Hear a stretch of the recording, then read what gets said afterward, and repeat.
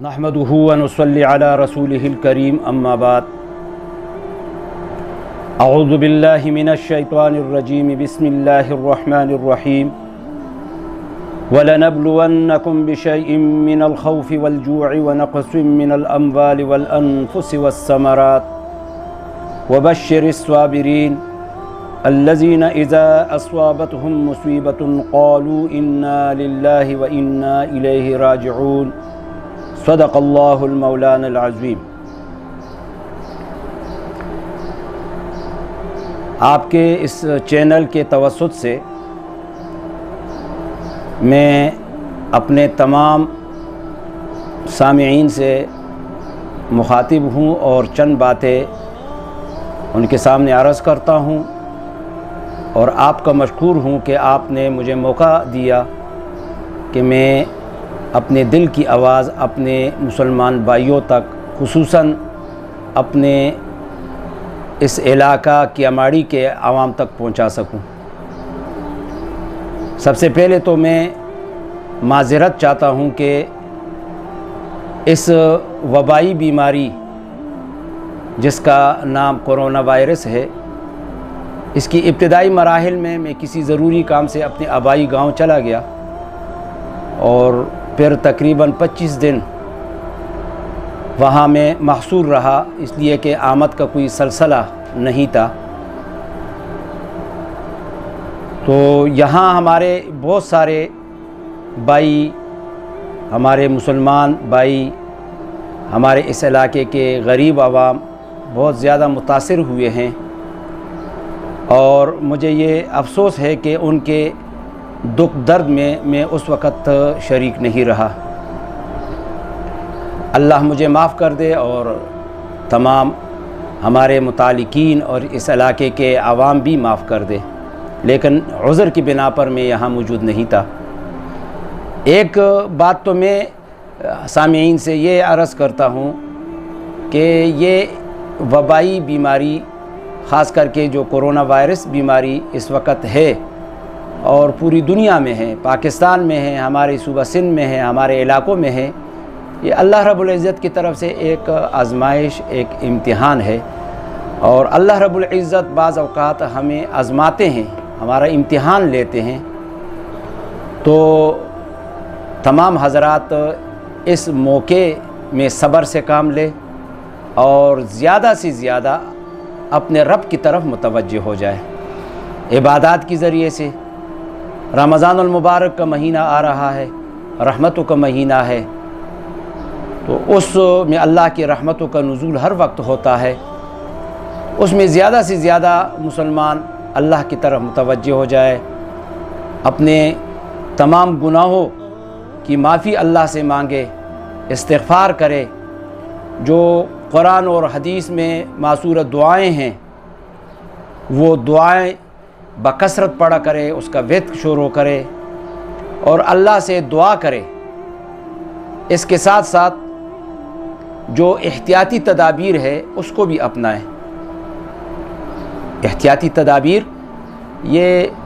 کوئی اسلام کے خلاف نہیں ہے، شریعت کے خلاف نہیں ہے۔ بعض لوگ یہ کہتے ہیں کہ جو اللہ کی طرف سے مقرر ہے وہی ہوگا۔ یقیناً جو اللہ کی طرف سے مقرر ہے وہی ہوگا، لیکن اسلام نے ہمیں احتیاط کا بھی حکم دیا ہے، پرہیز کا بھی حکم دیا ہے۔ میں 2-3 حدیثیں جو اس وقت میرے ذہن میں ہیں میں وہ آپ کے سامنے بیان کروں۔ بخاری شریف کے اندر حدیث ہے جس میں نبی علیہ السلام یہ حکم فرماتے ہیں کہ جب تم رات کو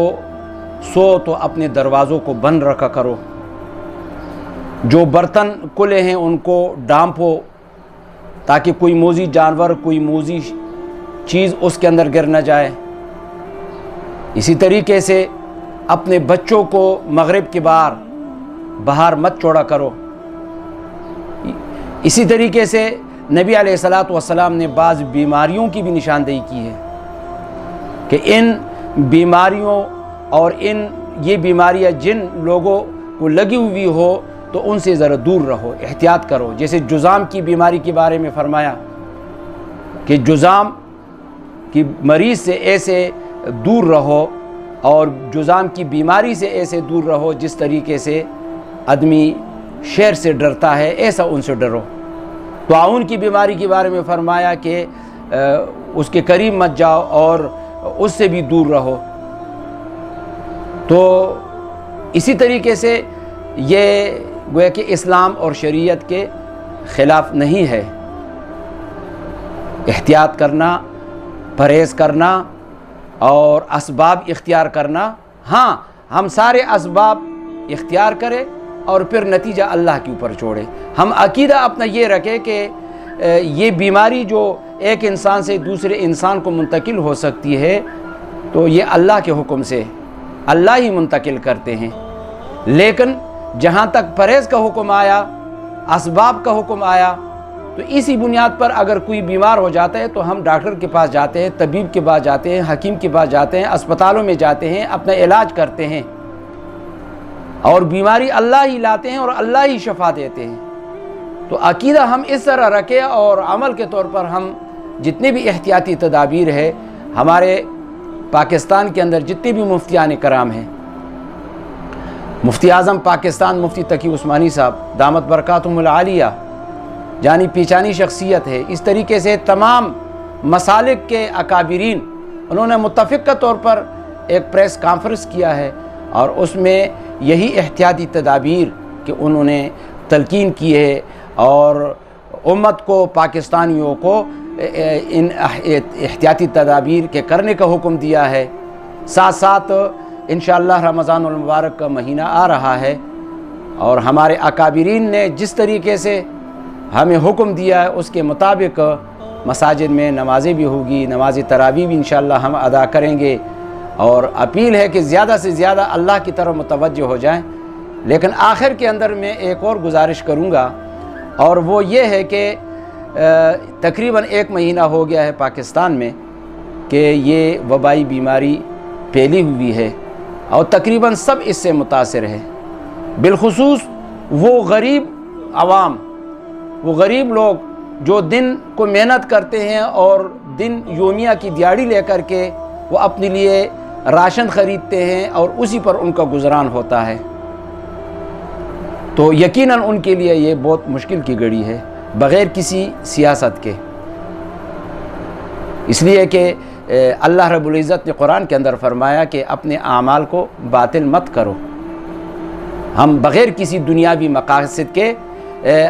جو بھی ہمارے نزدیک، ہمارے محلے میں، ہمارے پڑوس میں، ہمارے علاقے میں، ہمارے رشتہ داروں میں اگر اس طرح کوئی غریب ہے، آپ حضرات کے نظر میں ہے، ہمارے نظر میں ہے، تو ہم پر اس وقت لازم ہے کہ ہم ان کا مالی تعاون کریں،